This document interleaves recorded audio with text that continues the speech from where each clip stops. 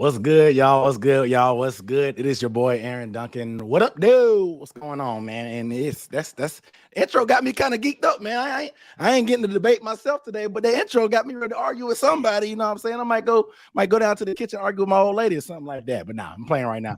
Of course, this is a special edition. It is your boy Aaron Duncan hosting with the collaboration with my man Cody from the C3 Panthers Podcast. This is a special edition of Debate My Take. It's so special they had to bring in your boy for reinforcements. You know what I'm saying? I'm a neutral third party is what they call me. You know what I'm saying? But we have two heavyweights. You guys have probably seen them scrapping on the timelines or there's Twitter, whether it's any kind of social network, whether it's YouTube, all kind of different things. Some of the dudes with some of the most spicy takes in the Panthers circle. You know what I'm saying? We got Cody, of course, and my man Monty from 4-Man Rush, man. How y'all feeling, fellas? Oh, I'm doing good, man. Look, I love to do a debate, man, especially when I'm debating somebody like Monty who thinks he knows everything already. Man, look, you already know what it is. The #1 Panther shooter right here, the coldest damn cripple in these podcast streets. You already know what it is, baby. C3, we get down. Monty?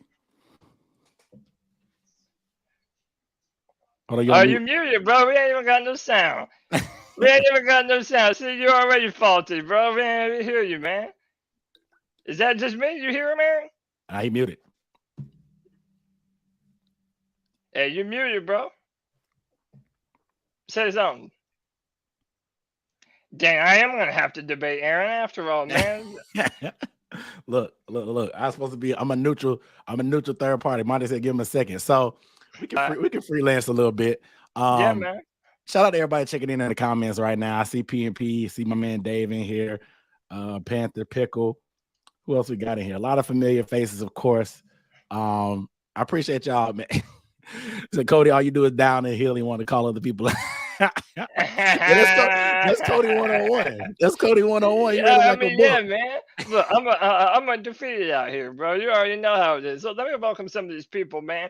My man Dave from PNP, CJA, James Island Panther, Panther Pickle, PNP, 10 Tizzy, White Chocolate Espresso, White Big Jordan. Man, we got everybody in here. Sean O'Malley. I thought that's the real Sean O'Malley, but if it is, I'm with you, bro. Let's try this one more time. They said the comment saying that Monty already shook. That's why his sound not working. Yeah, I hear you, man. I hear you. I hear you. All right, cool. Oh man, where's the camera? Oh, bro, it's all bad. It's okay. It's cool. I can do it without camera. I can do no camera at all. Can you hear me? Yeah, I hear you loud and clear, bro. Hey man, I have no clue what's going on, dog. It's like when we was in backstage, y'all can hear me fine, and now y'all can't hear me. Yeah. But either way, it's fine. I can go no camera. It's all good. Hey, bro, nobody even wanted to see you anyway. I was going to say nobody has to see this ugly mug for me to go ahead and pack you up, Cody. So that's okay. I'm fine with it. I'm all right with that. All right, now. All right, fellas. Let's keep it simple. Keep it simple. All right. Simple. All right. So we got a not a laundry list, but a multitude of different topics that these guys are going to get into it over. Obviously, like I said, these guys have some of the spiciest takes on the timeline. You know where some of these guys stand. You've probably got into it your damn self with these two dudes, because anybody that's willing to respond to a tweet, they can get it. You know what I'm saying, when it comes to these guys. So, of course, we have a slate of topics. We're going to talk about the 2023 quarterback rankings, looking forward a little bit, obviously, to the draft class that's coming out. We're going to talk about PJ Walker in terms of the rest of the guys and seeing if he'll be a veteran that we can bring back next year, or how he mixes with Corral and how he plays into the future in general. We got to talk about this J.C. Horn and Justin Fields debate. I know Justin Fields ran crazy today and last week, so this should be interesting. And then we're going to talk about Steve Wilks and I guess how he stacks up against a new candidate or a new coaching staff or whatever, and how that works.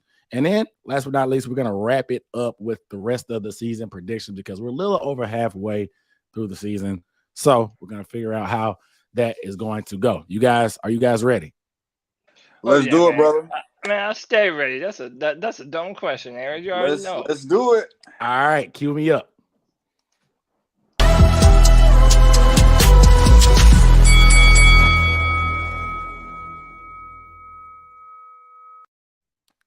So I don't think it's really a huge secret, I guess, that the Panthers will be interested in probably drafting a quarterback next year. So we're going to be looking at the 2023 quarterback rankings.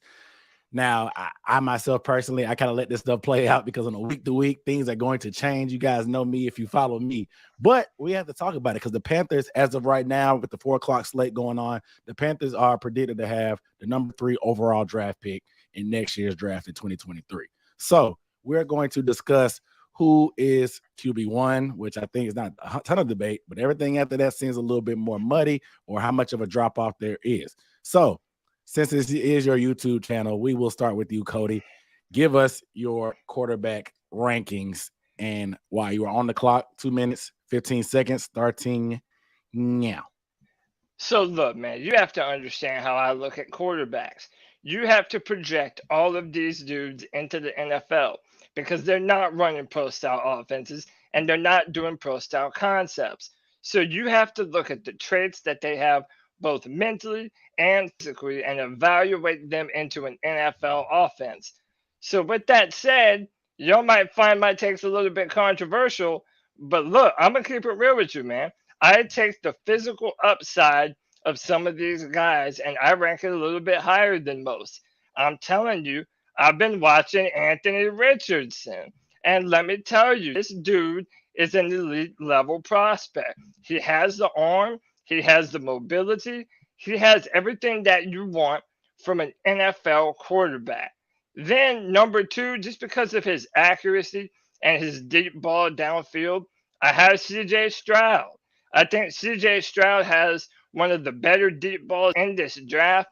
I know he's playing in that Ohio State offense, but look, the guy goes through his progressions. He's incredibly intelligent, and I like what he does. This is my controversial take, man. And I got number 3, Bryce Young. And look, Bryce is an incredible talent. He is able to go through his progressions well. He throws with great touch. But y'all got to understand, if you draft Bryce Young with a top 5 pick, you're talking about someone who is 190 pounds. That's smaller than Kyler Murray, than what he weighs. That's smaller than Russell Wilson. You are not going to sit there and tell me that you have no concerns over how a player like Bryce Young is going to be able to hold up to an NFL schedule. I think that's a legit criticism. Number 4, I got Hendon Hooker. I think he has a live arm. He's incredibly mobile. And in clutch moments, this man does not frighten, does not get scared. Then number 5, I got mayonnaise and coffee boy over there in Kentucky, man. Will Levis. I've been very disappointed by him this year. I had high expectations for him. He has an incredible arm, incredible physical talent. But, man, he misses a lot of layups that I really wish that he would not, man. So, I mean, look, none of these dudes are standout number 1 picks in the draft, in my opinion, bro. All right, so you went over the clock a little bit, but if Right, you ever watch any debate on TV ever when it comes to the presidential race of government, they always go over and yell over each other. But nevertheless, Monty, you heard Cody's rankings. It is time for your rankings, and then Cody will get a chance to rebuttal 30 seconds after that, and then you will have the same. So the floor is yours. 2 minutes and 15 seconds starting right now. Good deal.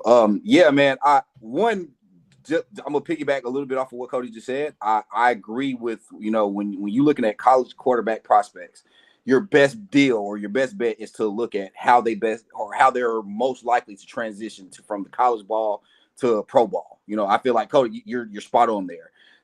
I think when looking at that, though, I feel like you're also, I feel like the biggest things that you got to look for with your quarterback is we're not just talking about traits. You're talking about, I feel like it's got to be a compilation of multiple different things. So that's stats or production. You could also look at, like I said, where you, I guess, your traits, where you project to. And ultimately, I feel like how you play the game, or I look at quarterbacks as a field general. How do you demand not only a huddle, but how do you demand and take over a game from the pocket there? So if we're looking at rankings, I feel like Bryce by far is the number 1 guy that checks all those boxes. He's a full field general. He's arguably the most complete prospect we've seen over the last.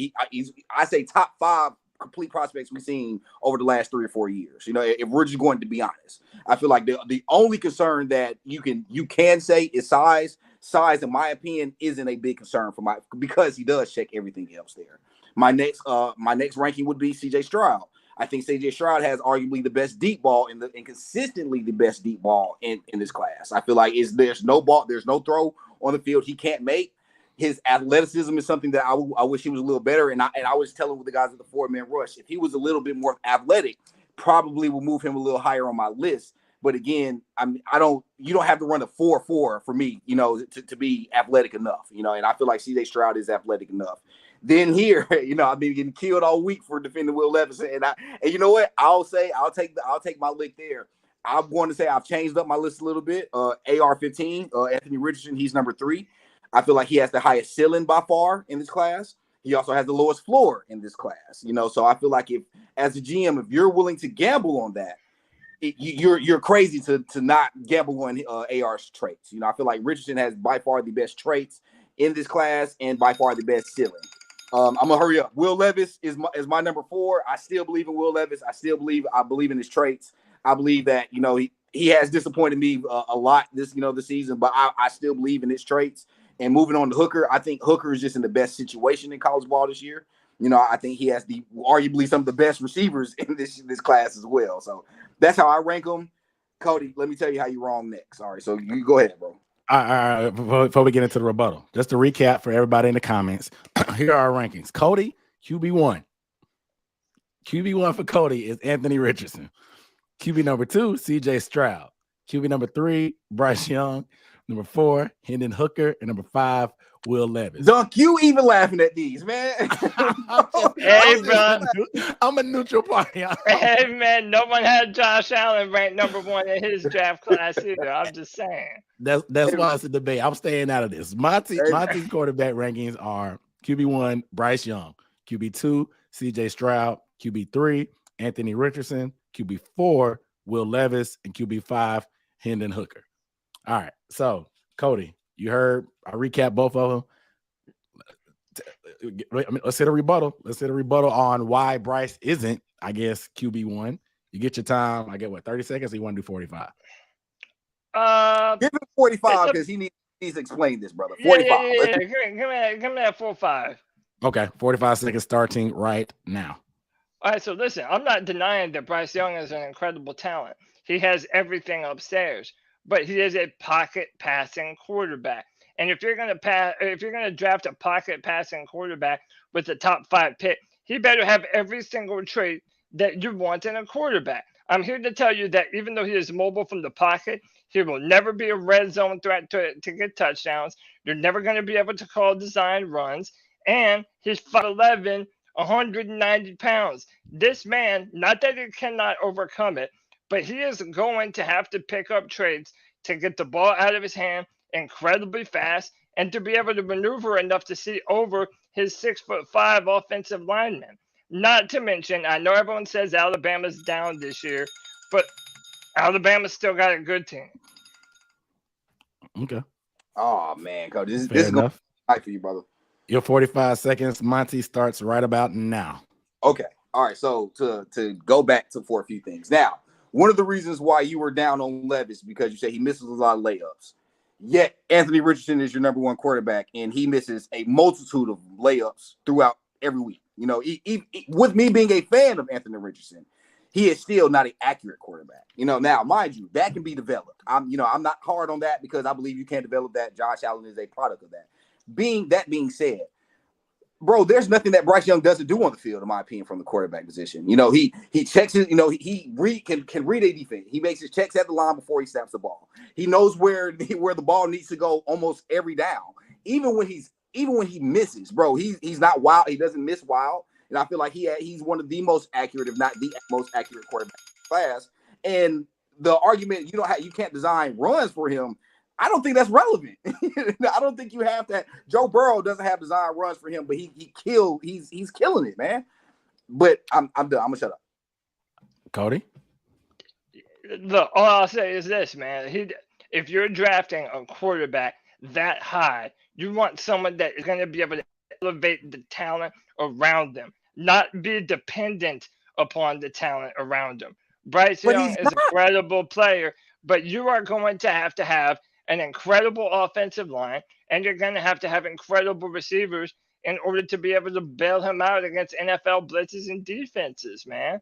I think Somebody will that's a argue that. legit Well, issue. Cody, let me ask Somebody you will this. say any quarterback needs that. Right. Yeah, That was anybody, going but, to be my but there are question. those that elevate above the talent, and then there are those that are dependent on the talent. We have seen Cam Newton raise up a bunch of nobodies for years. I don't know if Bryce Young's capable of that. So my Okay, question Monty, is, though, final word on this, Monty. my rebuttal and question is to that is, one, if he came to Carolina, he would come to a top 10 offensive line. Let's be realistic there. So so the argument is he would need a top tier offensive line. He will have that in Carolina. But two, if my question is, we can't just look at the offensive line that he has at Alabama and ignore. He's arguably has the worst receiving core this year that Alabama's had over the last 4 years. So why is it that, again, and if we're looking at over the other 4 quarterbacks that we're talking about, he has the 3rd best receiving core behind CJ Stroud and Hendon Hooker. So it's like he doesn't even have the best receiving core in college football. Okay, final word, put a wrap on the quarterback discussion for the I want to get 30 seconds from you guys. I'll give you 10, 15 seconds to think about it before we go. Who would you say out of those 5 that we've discussed would be the safest pick? Like, I don't want to hear anything about upside. I want to know who has the highest floor that you would be comfortable drafting that. If your job was on the line, gun to your head, whatever, who is the safest quarterback to pick? I'll give Monty the first swing at this. You're going to get 30 seconds. Let's wrap this up. 30 seconds. Who is the safest quarterback? I don't need 30 seconds. Bryce Young. It's a short answer. Like I said, he's the most complete quarterback this year. I think he'd go number 1 last year. He'd go number 3 at worst the year before. So it's Bryce Young for me. What do you think as far as the floor? Like, why is his floor so high to you? I just think in my opinion, he just makes the right decision more accurately or more consistently than anybody else in this year's class. He's arguably the most accurate quarterback in this class, and I feel like when it comes to just decision making and playmaking ability, he's the best when it comes to this in this class by far. Okay, Cody, 30 seconds. Yeah, look, how about this? You might not even expect this. The safest pick probably is Bryce Young. But I don't think that Bryce Young is a game changer that's going to come into the Carolina Panthers and instantly turn us into the team that we're all hoping to be. I have not seen that. So, okay. So Cody's, even though he's got Bryce I'm not out here enamored by these quarterbacks at Ohio State and Alabama that they do have good offenses. They do have everything they need, man. You have to predict them into the NFL, and that's my final word, man. So I guess the kind of the main idea for this is that Cody's argument is that Bryce, we haven't seen somebody his size do I guess anything in the NFL particular. Monty's argument is that Bryce does everything. He may not have the tools to run and scramble like everybody else, but he's quick enough and elusive enough to make things happen. His decision making is what he likes about it. His physical traits are good, but none of them are elite. Yeah, that's Cody saying he's not going to move the needle. You think he'll be a solid quarterback? You just don't think he'll move the needle on a team that's a quarterback. But I guess we're going to go over this later. I understand that, but how do you double down and say, well, Matt Corral can? Like, what has Matt? Oh, that's a whole question. Oh, hold on. Let me. We can do that, bro. That's easy for me. Let's go back. Easy for me, man. So that's actually a good segue into the next argument, because we have to keep this. We'll stay on the quarterback controversy, but let's talk about the quarterbacks that are actually on our team. So we talked about the guys that we got Google eyes over that's coming out next year that we see on Saturdays. We're waiting on Sunday to come around and watch our squad, but what's been happening ever since we got PJ Walker into the lineup, and obviously Matt Rule being fired plays a factor as well. But PJ Walker has made this team a little bit more competitive than we've seen. The offense seems a little bit different at times when the play calling is good. There's been some bad as well. But some people, obviously we can be prisoners of the moment, have been comfortable with thinking as PJ Walker as a cheap bridge quarterback to have as the vet when we bring in Corral, or if we do draft a rookie as well next year. So I guess the argument is going to be, how do you feel? Let's talk about PJ. Should PJ be a guy that we should look for as far as short term as being that vet, or should we bring in an older vet? And if we are going to do the thing, do we need to draft a rookie, or are we comfortable with Matt Corral? And obviously, we're going to start with Monty this time because obviously we're going to alternate between this. But Monty, you're going to get 2 minutes. Before you start that clock, let me hit him with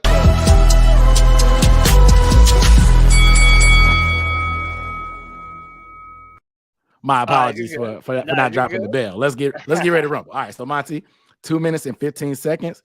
Let's talk about the quarterback situation as is. What is your argument for?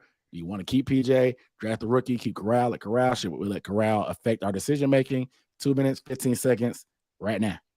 All right, cool. All right, that's a loaded question, so I'm gonna try my best to knock out 2 parts of it.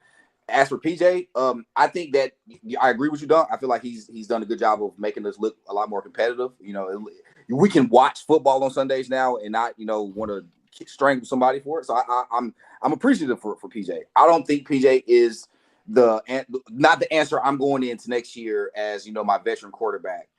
If I'm drafting a quarterback, and even if Corral is the guy, one, Corral is coming off of a serious season in injury, so it's like I feel like that's something that we have to take in consideration. I also feel like if a new quarterback, if a new head coach is coming in, I don't think that you're gambling on PJ and injured or a guy coming off injury in Matt Corral. I think you have to at least add one more guy. I think the easiest and smartest thing to do is just to draft a guy, no matter who either one of the 4 guys in the top 4, in my opinion. If you love them, take them. But you have to draft a guy. But as for PJ, I was talking to the guys at 4-Minute Rush about this. If you didn't want Sam Darnold to back up or be the guy for Matt Corral, why do I want PJ Walker to be the guy for my next quarterback? Either Matt Corral or why? I mean, we can say, well, he's made us look a lot more exciting. But PJ is also last week alone he damn near threw the game away, and guys just couldn't catch the ball. I feel like the defenders were just dropping more interceptions than PJ Walker played a great game. So, I feel like if moving forward, he makes the most sense salary-wise. He's not the guy I want to go into next year as my guy leading or supposedly leading the charge or my veteran presence in the young quarterback room. That's me. I don't have anything against PJ. I think PJ is a great guy, and I'm very appreciative of what he's done so far. But I'm not all in on PJ like others are. You want to yield your last 20 seconds, or are you good? Oh, okay. Oh, yeah. I was trying to hurry up, and I was a little fast. Yeah, man. Nah, like I said, I think PJ's a good. I think he's a good option, and I probably wouldn't be too upset if he was the guy next year. If it was up to me, no, I'm going to go get a cheap. Don't tell me there's no better options when Cooper Rush is, 4-1 in Dallas. I think there's a better option. Okay, Cody. 2 minutes and 15 seconds starting right now. So look, PJ Walker, especially if he's able to get us into the playoffs, I don't know how you denied this man another shot to be the bridge to whoever the next quarterback is, be that Matt Corral or Bryce Young or Stroud or whoever it is. The reason why I think that we should give PJ another chance, but more specifically Matt Corral another chance, is because we already have the quarterback on the roster that can do all the things that you're hoping that this college quarterback class is going to bring to you. Matt Corral is a better physical talent than most everyone is giving him credit for.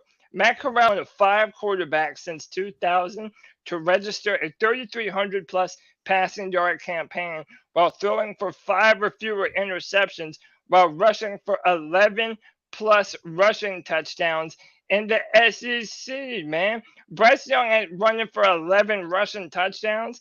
That's what I've been trying to tell everyone, is that Matt Corral and Bryce Young are comparable talent. So if you're head over heels in love with Bryce Young, well, then why can you not see some of those same traits in Matt Corral? He's an electric release. He is a really fast runner. They were calling designed runs for him in the red zone against Alabama. He's 3 inches taller. He's about up to 215 pounds now. He is a better physical prospect than a guy like C.J. Stroud and Bryce Young. And all of the other traits, Monty, you already said earlier that quarterbacks can develop their accuracy. and they can continue to grow over time. My last point is if Steve Wilks is retained as the head coach, that means Bill McAdoo is still the offensive coordinator. That means Matt Corral would have one entire year of knowing that playbook, and that's an advantage on whatever quarterback you're going to bring into this draft coming up next. So if PJ is able to do the job this year, I say bring him back. And let's roll with number 9, baby Matt Corral. Golden Sunshine. You already know. Oh, All and right. I hit my time. What's up? Hey, before we get started, man, we're not going to no playoffs, Cody. We not going to no playoffs, man. Oh, look at this dude. All right. Before we even start my rebuttal, we not going to no playoffs. Wait. We got a segment for rest of season prediction. So say that. Okay. Say that. All right. I just had to get it off my chest, man. Say that. But you got your 45 seconds to rebuttal Cody's argument. Okay. Ready? Yeah, let's go. do it. Yeah, man. I don't disagree that PJ's. I agree. For the Corral part of it. For what he does for the team, that PJ's a good guy. Moving forward, let's no. And I guess there's so many ways I can say that. And I'm gonna start with the Matt Corral numbers part of it. Because you went over his numbers, and I feel like those are cool. You asked me why wouldn't I want a guy more, bro? He threw for 20 touchdowns, 5 interceptions, and rushed for 11 touchdowns. That's cool. In the same year, bro, Bryce Young threw for 47. Hold on, give me 1 second. Bryce Young threw for 47 touchdowns and 7 interceptions and almost 5,000 yards that year. Why would I want to gamble more on Matt Corral when I have the opportunity to get Bryce Young? Is my question. And especially, like I said, as a new coach coming in, why would I take that? Why would I take that risk on top of the fact that Matt Corral has injury issues that Bryce Young doesn't have the extensive injury issues that Matt Corral does? Why would I gamble? I mean, and especially when we have a proven quarterback. And in my opinion, I feel like, you can develop accuracy. Bryce Young is a better playmaker than Matt Corral. He's a proven better playmaker than Matt Corral. You can teach accuracy. You can develop accuracy. You can't teach being a playmaker. You can't teach knowing where the ball's supposed to go at all times. And Bryce makes the right decision all the time. So so asking me in that, all right. You don't went 30 seconds over your 45 seconds. Oh, brother, I don't even mind, bro. You got me excited. You got me excited. I don't even mind like that. You get a chance to come back. Let me get Cody in here. Let's get in there, Cody. 45. If you look at the numbers Bryce Young is putting up this season, and to look at old Matt Corral's last season at Ole Miss, those numbers are comparable, and they're probably going to end up with roughly the same looking numbers at the end of their final year of college football. More importantly, Bryce Young won that was on an incredible Alabama team that y'all were saying this year was not as good as it was the year before. Isn't it funny how when you have a bunch of talented dudes, your team goes back and goes farther? That is the entire crux of my argument. If you like PJ Walker in this offense at all, or can envision Bryce Young and this offense balling out of control, but then damn it, there is no reason why you shouldn't also think the same thing about Matt Corral. Monty? Okay. We can void the Heisman year. We cannot use the Heisman year. Use this year alone on a less talented team with Alabama. Bryce Young still is going to pretty much with 5 games left. He's going to surpass Matt Corral's best season at Ole Miss with a less talented team. Let's keep things in mind as well. He's already thrown for 22 touchdowns and 4 interceptions, and he's going to already surpass him in passing yards, passing touchdowns, and throw less interceptions. So we don't even have to include the Heisman year to still say Bryce Young is the better quarterback, bro. I mean, if that's the argument, because in my opinion, if we're going to use the team argument, we need to use that for CJ Stroud. We need to use that for Hendon Hooker. It's not a fair argument, man. I don't think it's a very fair argument. Do I got time? No. You. All right, good. Go ahead, Cody. It's a little looser right now. After y'all get y'all rebuttal, it's a little bit loose on the time after that. Look, and this is one of the things I've said to Monty on Twitter multiple times. You cannot find a single play of Bryce Young that you could not replicate in Matt Corral. Matt Corral has I'm not even trying to knock Bryce Young's arm talent. Matt Corral has a bigger arm. He can drive the ball harder than Bryce Young, and he is so much more mobile than Bryce Young. You act like that's not even something to consider. He had 11 plus rushing touchdowns and over 500 rushing yards his final year at Ole Miss, and against SEC caliber defenses. They're not doing that with Bryce Young. Yes, he has injury concerns. We have to worry about how his body will hold up in the NFL. But Bryce Young also has those very same concerns, which is why I always said they are comparable as prospects. In my opinion, I don't see any of these guys being a design run type of quarterbacks on this level anyway. I get the athleticism argument, but I just don't see Matt Corral, especially coming off of an injury. I don't see them doing a lot of the things that Lane Kiffin did with him, running wise. That's just my opinion. If I can say this, and we can move on from it, I get the athletic part of it. And me being, I'm a fan of athletic quarterbacks, so I get that part of it. But again, when you're talking about I'm a numbers guy as well. Matt Corral scored over 30 touchdowns, including those 11 rushing. Right? Again, this year alone, Bryce is going to throw for over 35 touchdowns alone. Let's just be honest. He's going to throw for over 35 alone. So I understand the athletic part of it, but if I'm gonna match your total throwing the ball, if I'm gonna throw 40 touchdowns in a year, I'm sorry, bro. I'm gonna take the 40 throwing touchdowns over the 30 total. I'm sorry. Bryce he's proven to be a better quarterback in my opinion. He might not get to 30 this year, man, because they ain't going to the SEC. They ain't got the extra game for the SEC championship. I say he's got 24 now.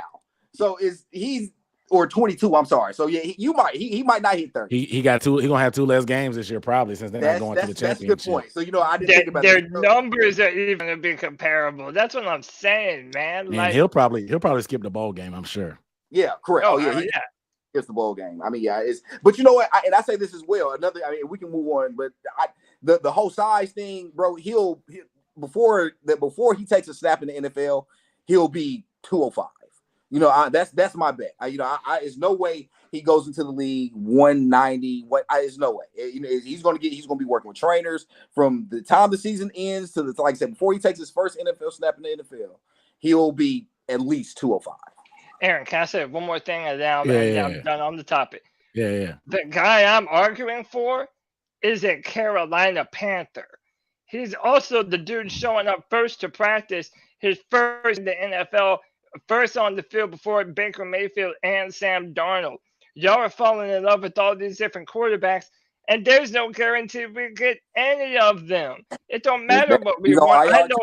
I know for a fact that Matt Corral isn't going to be a Carolina Panther next year.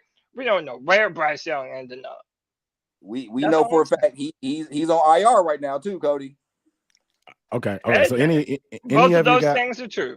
This is how we're gonna wrap it up. So quick answer from you guys. Answer is going to be on a scale of 1 to 10. It's a confidence level. We just saw a picture of Lane Kiffin posted on Twitter. Matt Corral still in the boot. He's still in the boot. He's still rehabbing, getting ready. What is your confidence on a scale of 1 to 10 of Matt Corral being able to win a quarterback competition against one of the 3 guys in your top 3 that you named? Remember who your top 3 was now, Cody? Yeah. Richardson, CJ, Bryce. I mean, your top 3 were the same thing. So Richardson, CJ, Bryce. I need quick scale of 1 to 10, your confidence level, and Matt Corral being able to beat one of these guys in a quarterback competition. Politics aside, as far as draft position, if straight out ability, Cody. Yeah, I think he could absolutely beat out. I think he's more ready right now than Richardson and Stroud, and I think he would give Bryce Young an absolute. It would be a real quarterback battle. More than what we had this year between Baker and Sam. That was never a real battle. Give me a number. Stick to the answer to the question. All right. Yeah, man. Dude, I'll go 10, man. I'll rock with 10 out of 10? I'll rock with mine. What's up? Okay. 1-0. And Monty, what? Nice and short and sweet. Give me a confidence level, 1 to 10. Corral versus anybody in your top 3. Anybody in my top 3? You said politics aside, I'm gonna say 5. I'm gonna give him even. And I'll say Bryce 5 as well. I feel like rookie coming out. They're both. Look, Matt Corral's a traits guy. He's a project. In my opinion, I feel like even if we took Bryce, he's going to have time to develop. I feel like both of them. I'm gonna duke it out. I feel like I like Corral, so I don't want to sit here and say he has no shot. or give him a 1 like he has no shot. I'm gonna give him a 5. You know, he got just as much opportunity to win his job as Bryce will. Now, I don't believe he will beat Bryce, but again, at confidence level, I'll say 5. Okay, that's a good way to put a bow on it. We got a 10 by Cody. He's all in on the. He's got all his chips on the table for Matt Corral. You want 10 yet? Let's go. All right, so that's going to bring us to our next topic. Obviously, we're going to look back a couple years to our prior draft. What was it? 2021, I guess. The draft, 2020 draft, whatever. The debate between Justin Fields and J.C. Horn. Go ahead, cue me up, Cody.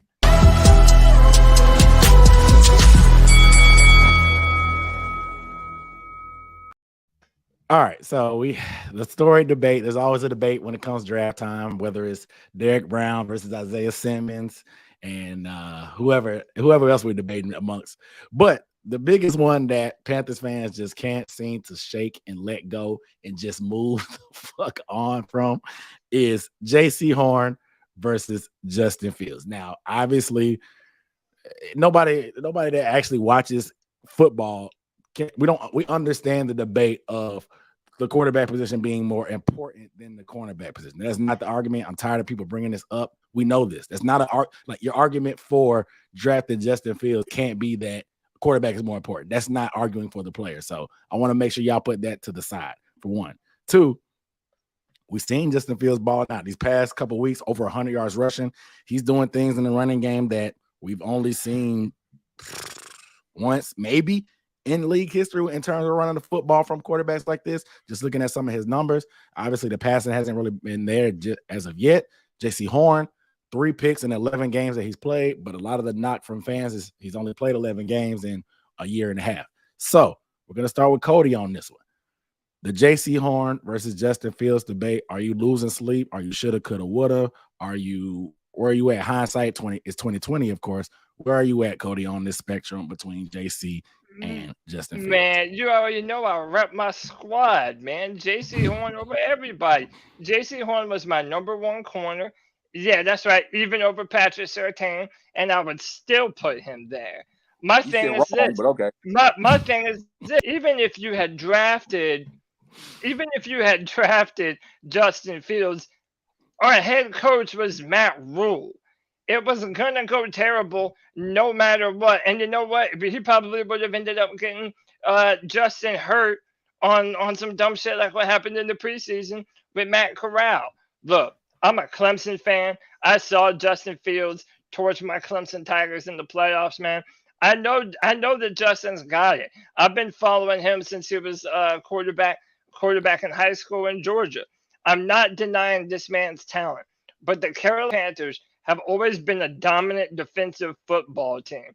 And we have never, ever had a prospect at the corner position to the level of J.C. Horn, a.k.a. Mr. Shut Shit Down. That's what he does. That's what he's been doing now that he's on the field. And he's going to continue to do that, man. If you continue to build this defense and add to the defensive line, add to the linebacking core, J.C. Horn is going to get better and better and better as time goes on. And you're never going to hear his name because they're going to know better than to not even throw at that man. He is a game changer on our defense. I don't regret that pick for absolutely nothing. And Aaron, I don't even need the rest of my time. What's up? I'm done talking. Cody yields 30 seconds of debate time because he feels so confident in it. All right, Monty. Yeah. You get your 2 minutes and 15 seconds. Let's ride. I love it. Man, I hate to agree with Cody. I'm on Cody's side on this one, man. Let me say this. I love Justin Fields, and I think all of us wanted Justin Fields to when it initially started, the process started. He was QB1 for me. I wanted Justin Fields. I love J.C. Horn. Patrick Surtain is QB1 from that class, and he still remains QB1 from that class, in my opinion. That's another debate we can have later. But I mean, I think right now, if we're going to be honest, I feel like J.C. Horn is playing at a damn near all-pro level, and I feel like Justin Fields is coming into his own, and he's damn near eventually going to be an all-pro, in my opinion, somewhere down the road. So I don't think you could be wrong with both. I was high on both of them when they came out. We needed a corner. We were getting fucking torched we were getting killed, and we still need a corner. But we were getting killed, before we drafted J.C. Horn. So I can't be upset that we got a lockdown corner now. Again, I hate to agree with Cody, but I agree, man. I'm not losing no sleep over it. So I'll just play devil's advocate since I'm a neutral party. Yep. I mean, and I actually agree with y'all, so I'm really playing devil's advocate. But the argument about Matt Rule ruining him, I mean, folks can say that Matt Nagy was a bad coach, and everybody's not bullish on their coaching staff now. You know what I'm saying? So I don't know how good of an excuse that is for Justin Fields as far as like not wanting the quarterback because the coach would ruin them. I mean, if anything, it would accelerate the process of maybe getting Matt Rule fired. So I just wanted to throw that in there. However, Cody, you get your time for, I don't know, it's not even a real rebuttal, I guess. You want to rebut what I gotta say, I guess, if you want to. But I mean, I'll give you 30. I'll give you 30 on that one since I didn't add too much. Yeah. Okay, so look, the funny thing is me and Monty, we actually agree on this, man. Like, I really like these players, and I think Justin Fields is going to continue to be a good football player. I hope and pray that they build around that man and actually give him some receiving talent to throw the ball to so that he's not always having to do it all by himself. But when it comes to the question, yeah, man, like, I just do not think, even with Matt Rule, and I hear you about Matt Nagy, I still just think that now we're in a better position than we would have been if we would have drafted Justin Fields. Monty, any thoughts? I'll play devil's advocate. Now I'll say this, that you could make the argument. I'm not making the argument, but you could make the argument that the longevity that a quarterback brings versus a corner, you take that gamble with the quarter because honestly, Fields outlived Nagy. He would have outlived Rule if we're gonna be honest. Again, I'm not making this argument, but I mean, you could always make the argument the ceiling for a quarterback always trumps a corner. Again, I think that I agree with Cody. We're in a perfect position to take a quarterback. I'm not mad at all, bro. Okay. I guess the real argument is had Penei Sewell been there, we wouldn't be having this discussion anyway, because Penei Sewell would have been our guy in the first place. So right. I think this was it wasn't like a fallback plan per se. I thought Derek Brown was a fallback plan. It worked out, but I think that this would be a moot point if, like I said, if Penei Sewell had failed to us anyway, we'd have had our left tackle, and who knows what we would have done last year. It could have been real interesting to say what if about a lot of this stuff. But since y'all kept it peaceful on here, we'll keep it pushing on this one. The next debate is talking about the guys that are calling the shots. Go ahead, cue me up.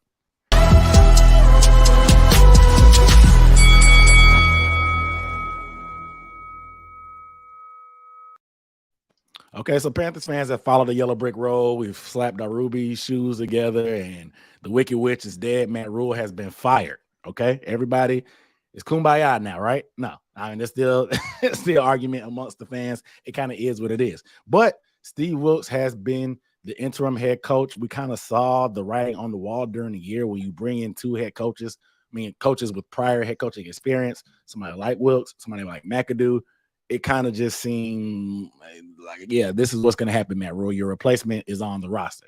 However, with this much season still left, with Matt Rule being fired so early, Steve Wilks has done some things. We've seen the intensity change. Obviously, there's still things that this roster can't shake that he really has no control over per se. But I think it's hard to deny that the intensity level from this team has increased. We play harder. We've been way more competitive, and it just seems like we're heading in the right direction, and we have something to build upon. Monty, I want to give you the first swing at this. How do you feel about Coach Wilks staying on permanently? What do you need to see for him to go ahead and get that green light? Have you seen it already? And what would it take for you to want to hire him full time? And would you rather stick with him or just automatically get somebody in here fresh, somebody to really induce some life, get a new message in here, period, and just clean house that way? 2 minutes and 15 seconds, Monty. It's all you, bro. Yeah, I think you said earlier, Dunk, it's a week-to-week league. So if you ask me right today, I think I'm still on the side of we need to just address another quarterback. I do think that Wilks is doing everything he can to keep this job. I think he's doing a great job. I feel like even though offensively, I feel like we're a little concerned. I feel like we're a lot of conservative. I feel like he's found a way to win ugly games. He's found a way to try to keep it close. Other than we getting our teeth kicked in against Cincinnati, and because I don't really blame the LA game on him. But other than Cincinnati, I feel like he's done a good job of trying to keep it close. I don't think that I'm gonna have to see. We're having to win more games, and I just don't believe that we're going to make the playoffs. And that's the thing, And I feel like ultimately, not just me, I feel like Tepper is looking for like a significant turnaround that way. I feel like Tepper's already been on record saying he wants an offensive coach moving forward. And I kind of agree. I feel like we need an offensive. We've never had an offensive coach, and as much as I would love Steve Wilks to stay if we hired a new coach, but there's no telling if that new coach would keep him. But, I feel like he's doing everything he can, man. I feel like he's doing a great job. I just don't think I don't think this team is good enough to weather the storm, because we got the Ravens coming up.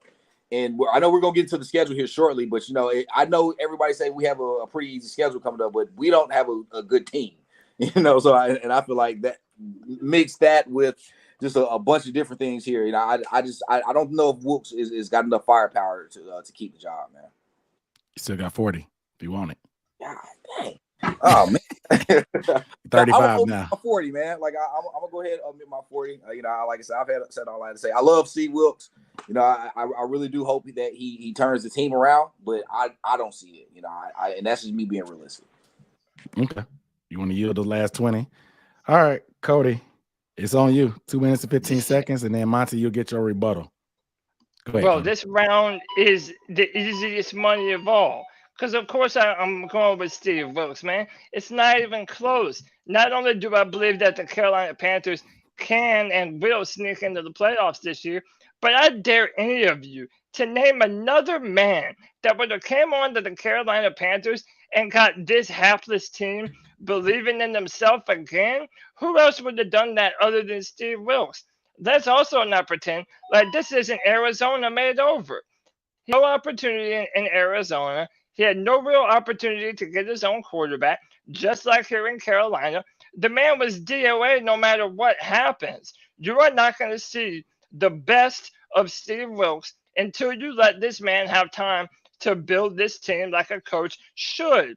And, man, this man is Charlotte all over, man. He went to West Charlotte High School, went to Appalachian State, and was a great defensive coach for the Carolina Panthers for a number of years. You have to give this man another opportunity. And Monty, I know I'm not telling you something that you don't already know, but he is attached to that lawsuit for a very reason, and the different standards and how black coaches and white coaches are treated when they get the opportunity to actually be a coach in the NFL. I think Steve Wilks is more than deserving of the opportunity. And the fight that the Carolina Panthers have right now is directly because of Steve Wilks, man. So, yeah, he needs to get another chance. And, yeah, it should be next year, regardless of what happens. I think Steve Wilks should be the next head coach of the Carolina Panthers. And you already know, Aaron, I don't even need how much time I got left. No need for it. You yield in 22 seconds yourself. All right. I don't even need them 22 seconds. So we got a disagreement again. Finally, y'all was kumbaya and too much. All right. So Monty, I'm gonna give you. You want the full? Y'all been yielding a lot of time. You want 30? You want 45? We like I said, we're gonna have to address. We're not going to no damn playoffs, Cody. Hey man, I'm sorry, brother. We not going to no damn playoffs. Look, man. Well, that's the next segment. You get. It's just it's like a nerve in the back of my neck. Every time I hear playoffs, Carolina Panthers, it strike a nerve. But nah. Okay, my rebuttal. Again, I hear you, Cody. Like I'm being a Charlotte native. I'm from Charlotte. Y'all know how strong I've been going about the black coach thing. I hear you. And it's not that I don't want Steve Wilks to be here. I don't ever want that to come off like I'm not a fan of Steve Wilks or I don't see him or want him to be here. He's absolutely a head coach material. He absolutely deserves a shot. And again, I hope that he ultimately gets the job. If you ask me realistically, do I think he'll win the job? No. Especially being David Tepper being here, and that's a big reason why I feel like it. He's got an uphill battle. I feel like David Tepper is a screw up, but that's another conversation. But anyway, all right, Cody, I got to set the 35. So go ahead. I love the uphill battle. Matt Corral has an uphill battle. Steve Wilks has an battle. The Oh Carolina my Panthers God.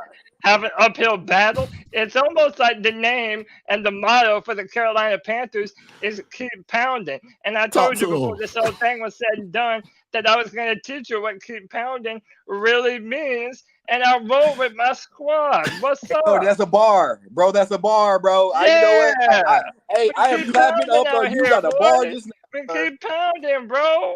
We keep pounding here, man. Oh Let's man, go.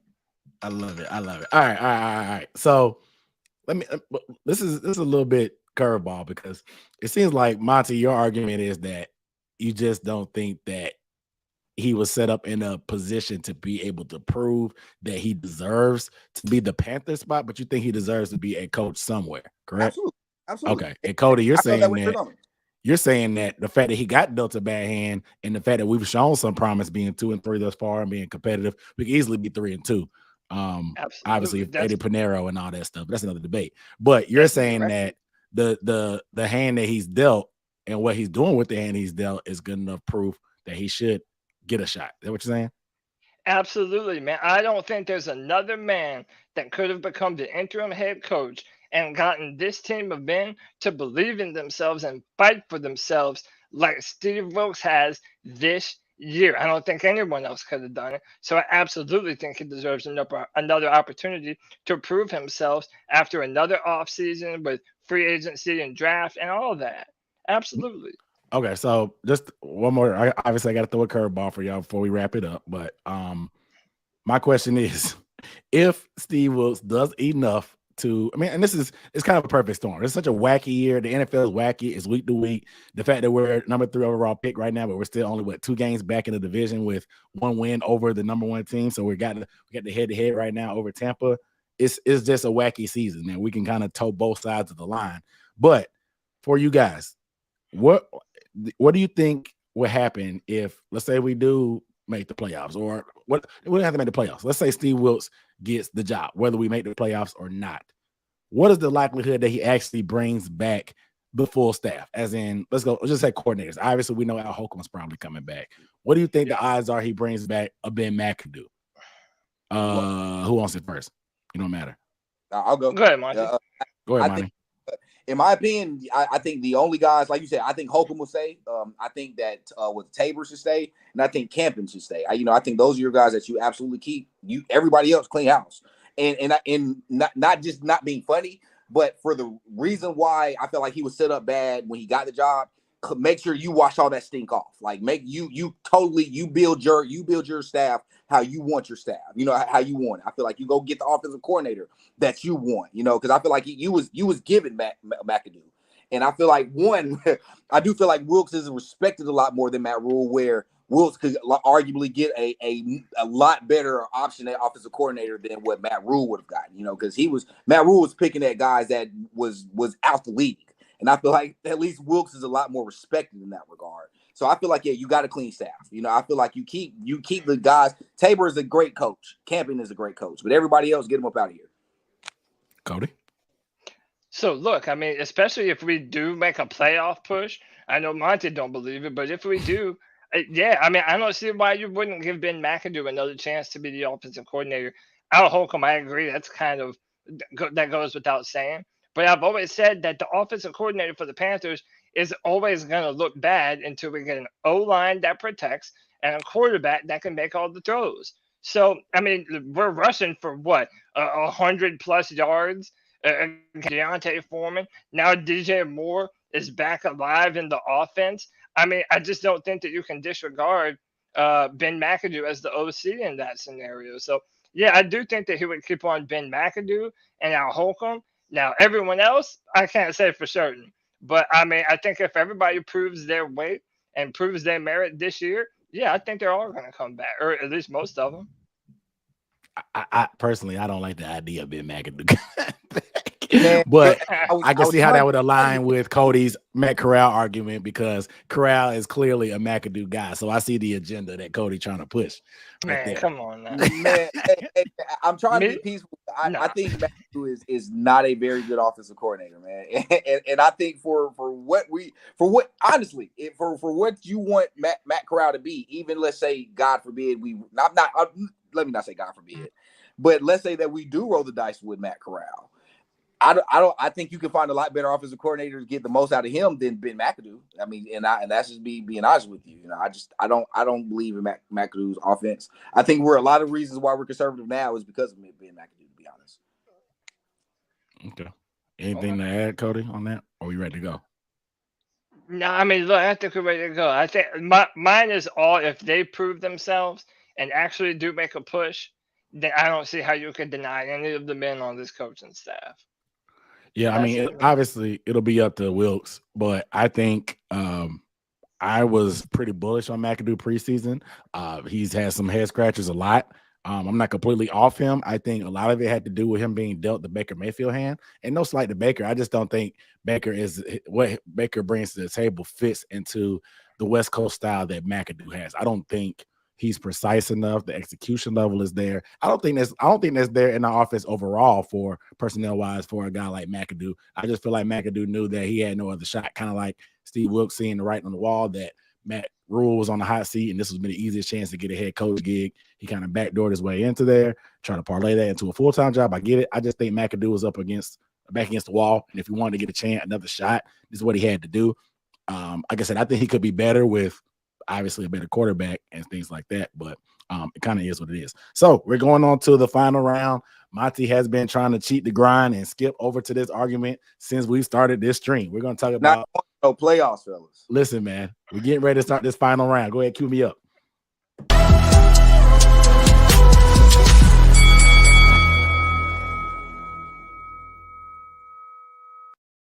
All right, the final round. So we're on a mini bye right now because we played on Thursday, but the Panthers just completed their week 10 game and they still have another 7 remaining. 2 of them are division games. They're number 3 in the division right now, probably 3 or 4, depending on what standings you look at and what tiebreakers you look at.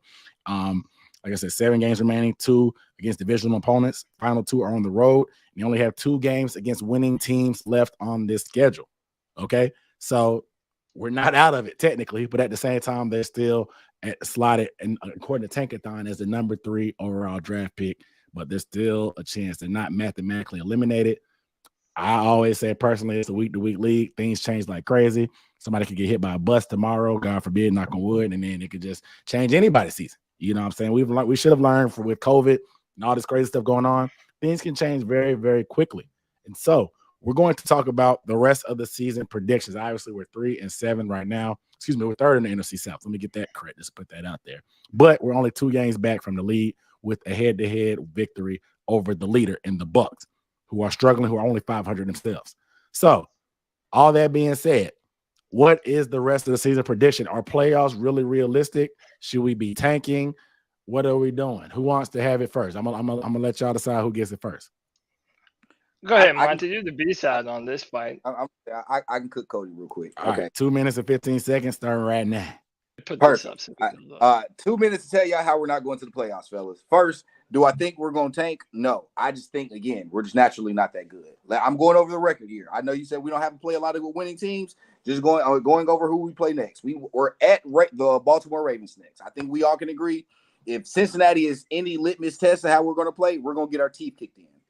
I'm just being honest here. I don't think that we're going to be able to score or keep score with Baltimore. I don't.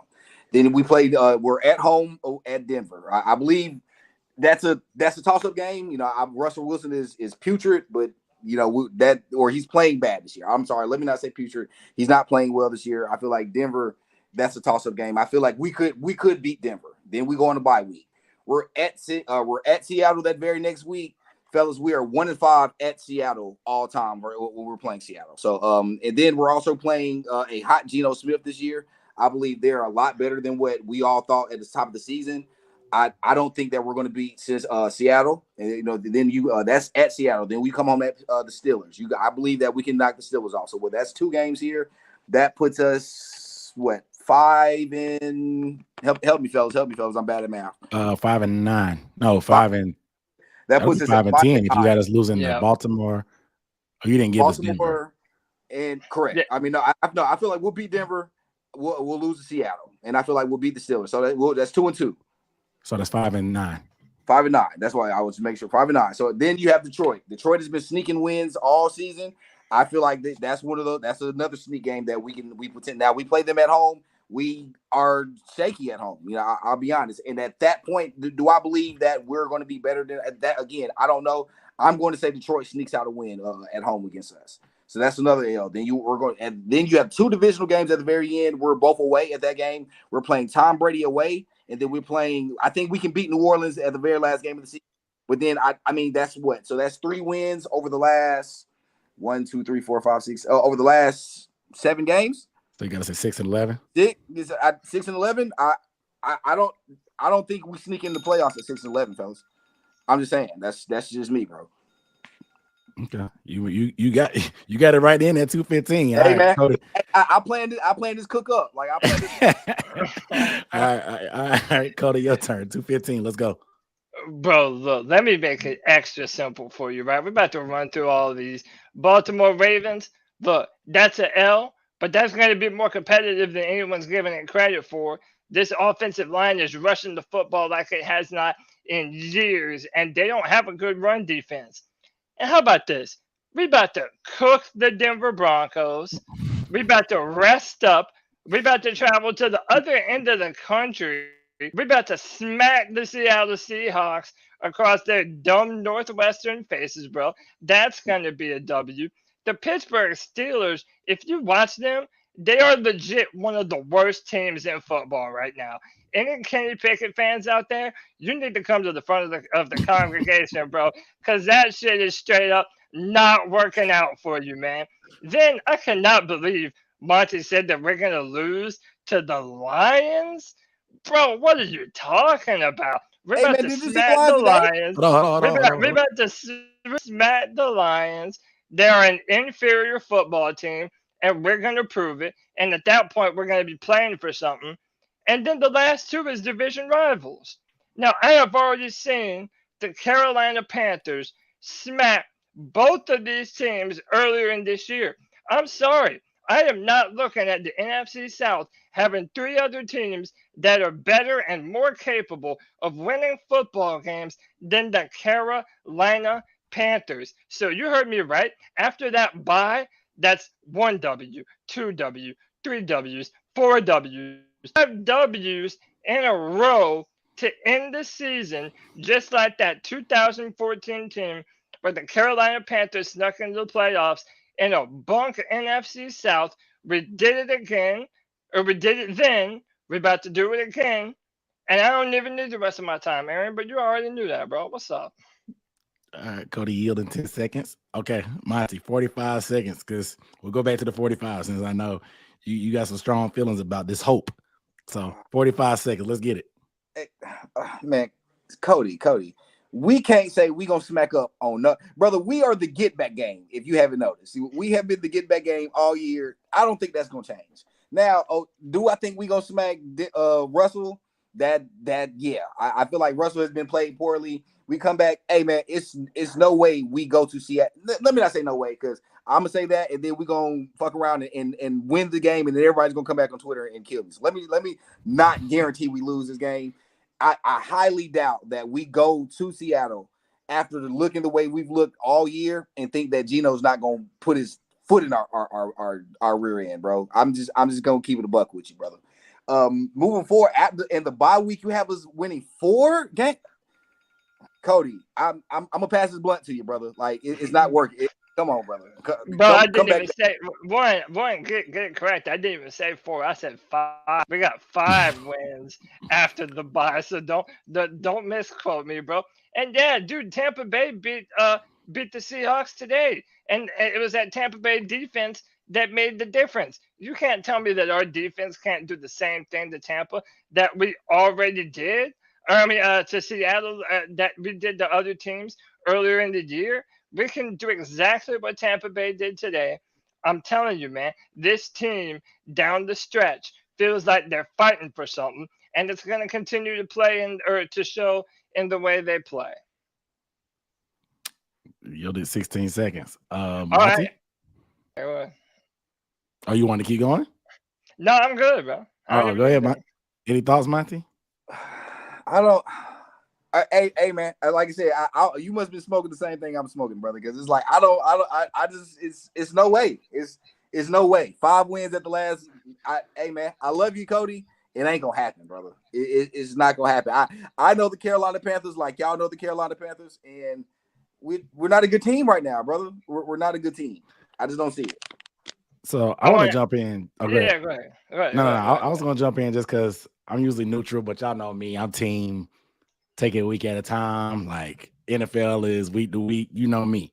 But what we saw from Seattle today, it didn't look great. You know what I'm saying? And I'm not really. It was a lot of sloppy play. Granted, it could have been traveling to Germany. The circumstances could be the difference.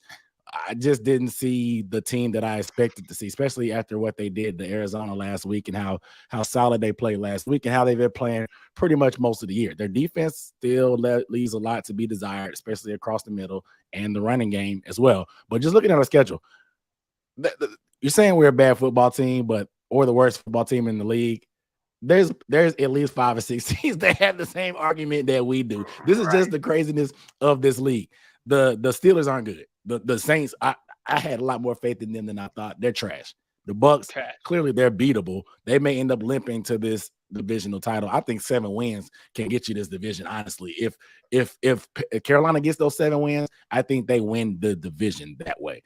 I'm not really scared of Baltimore. Denver, their defense is good. Not scared of them. Seattle doesn't really put fear. I mean, Will Kunkel, he laid it out, the path, I guess, to victory. And they already checked the first box. He even put in a little room for error to lose to Baltimore. I think Denver or somebody he put in there to lose. Basically, you have to win out of the division and beat the scrap teams like the Steelers and the Lions. I don't know, man. It's the week-to-week league. I'm going to be rooting for them until they're mathematically eliminated. I just think that there's not a lot of good football teams in the league right now, period. So the argument for saying that we're not a good football team doesn't really mean anything to me because there's a lot of bad football. There's gonna be multiple bad football teams that probably make the playoffs this year. Just letting you know. Right. I just don't that's why I want. No, go ahead, Monty. No. Hey man, I hear you. I'm in the majority. I mean, I'm in the minority in this one here. I'm okay with that. You know, and again, I don't want to sound like the guy that doesn't pull for the team. I want us to win every game that we play. I'm just being realistic. I know it's a week-to-week league. I also remember how we looked just 2 weeks ago. And it was not good, you know. And again, I think we played a very good game against Atlanta. We played Atlanta good twice, you know. But then I feel like we played outside of our division, especially away this year, and we get our teeth kicked in, man. And again, it's not that I don't want us to win. I just don't see it, brother. But I could be wrong, and I could be happy to be wrong. So you know, Aaron, you know how earlier you said you saw my agenda with Ben McAdoo and Matt Corral. Well, guess what? I see Monty's agenda right now. He's trying to lose all these games so that he can have his shot at a 5'11", 190-pound Alabama quarterback. I already know your games, Monty. I already know your games, bro. I know exactly what you're doing. Wins, brother. I think 6 wins. Y'all say 7 wins to the division. I think we get 6. I mean, I think that's reasonable. I think we're somewhere in between what both of you guys are saying, unfortunately. That's just me being realistic and looking forward. I think we'll win some games we're not supposed to win, but we'll also lose one we're not supposed to lose. So that's just kind of the way an oblong football bounces. It doesn't bounce like a basketball up and down. It hits the ground. It can go anywhere. I mean, we saw the Vikings go into Buffalo today and win. A lot of people don't believe in Kirk Cousins, like your boy. I'm a Kirk Cousins believer, but you just never know what can happen. This is a crazy year, and the way this back stretch is going to tell a lot about just everything in general. But our schedule is pretty light on the back end as far as terms of strength of schedule. I haven't checked let me check the mock draft thing according to what's it called, Tankathon. Yeah, I mean, we have a 4.443. Saints have a 0.481 strength of schedule. The Bucks have a 0.439, so just a little bit worse than ours. and Atlanta's a little bit worse than that too. So 0.424. A lot of that has to do with us playing each other. So it's a lot of bad football to be played, man. Like I said, there's only one win between us and being outside of the top 15. You know, Atlanta has 4 wins, they're 15, but we are 3-7. We could have easily beat them and swept them this year. So things are going to change. It's going to be real fluid, man, over these next couple of weeks. Buckle up regardless. Any final thoughts from you two? I mean, so look, I already came correct with the poll in the chat box right now. Who won the debate? C3 CodyLac, 4-man rush Monty. What's up? Hey, I think we had a great debate, gentlemen. That was spirited. The final thing I want to say about what we were talking about is that if you look at this division, I've been saying this for a while on our podcast, it reminds me of 2014. Like, none of these NFC South teams won out of their own way in order to win this division. Like, all of them are flawed. And another thing I wanted to bring up is, like, outside of Philadelphia in the NFC, maybe Minnesota, who else strikes fear into your heart? Like, what other NFC teams are there that are like, oh man, if we get to them in the playoffs, they're gonna steamroll us? Like, I genuinely don't feel that about any of the NFC teams. So I mean, that's why I'm not just being a blind fan. I'm not just being a homer. Like what Aaron said, I genuinely feel like there is a path to the play with this Carolina Panther team. And if Steve Wilks and PJ Walker and if everyone else is believing, well, damn it, I'm gonna believe in my team too. The motto is keep pounding. That's what I'm gonna do, man. Monty. Yeah, my final thoughts. It was the debate, like you said, Cody, was dope. I mean, I really enjoyed myself. It was fun. Yeah. I got to see it to believe it. You know, I really do got to see it to believe it. More now than ever before. I think we're just like you said. There's a lot of bad football to be played. We've been up and down all season. I don't expect that the trend to stop. Again, man, I want us to win every game that we play. I just realistically don't see it, but I'm down to be wrong. Y'all know I have no problem admitting when I'm wrong. But moving forward here, hey, dude, hey man, keep pounding again. I see a 6 and we're 1 win apart from one another as far as I'm concerned. You know, so I can live with that. You know, so again, I think 6 and what now 11? Yeah, 6 and 11 still can get you a quarterback. Or if not a quarterback, 6 and 11 still gets you a very good player. So, you know, I think we're kind of not far from another. I just don't see the playoffs in our future. Yeah, I mean, just to put a bow on it, man. Yeah, I mean, I'm just happy to be November and we actually have hope. There's actually an argument to be made that you can still be hopeful. I know there's a lot of people that are pessimistic about it. Of course, a lot of people want to tank, stuff like that. But the fact that we're playing relevant football, whether we're 3 wins or not, at this point in the year, makes it a lot more interesting because unlike most of y'all, I do not like the offseason. I don't give a flying F about the draft. I don't care about the combine. I don't care about the Senior Bowl. I don't care about looking at a million of these dudes. I probably will just because we're gonna be higher in the draft, and I need to diversify my content. But I don't really care about that. I'm here for the fall, man. Whether we winning or losing, I'm here for this. This is what I care about. So the fact that we're playing relevant football and it actually looks spirited and exciting to a certain extent now, and we actually got some wins and I can talk trash to division teams now for the first time in a minute. It feels good. Damn it. I hate the Saints. I hate the Falcons, and I damn sure hate Tom Brady and the Bucks. Yes. I'm happy we got some kind of bragging rights if we can hang our hat on anything this year. So I appreciate you that. know Y'all me, make sure I'd love to talk my shit, man. And exactly. I got members out of hands. You think I love calling my brother talking shit to him, man? Nah, Just like we needed this, man. We look for as up and down as this season has been. It's been a long time. I feel like more than 3 years since I've seen this kind of fight from our team, and we fight better as underdogs, man. When no one believes in us, that's when the Carolina Panthers play their best football. So, hey, if they're gonna keep fighting, I'm gonna keep fighting with them, man.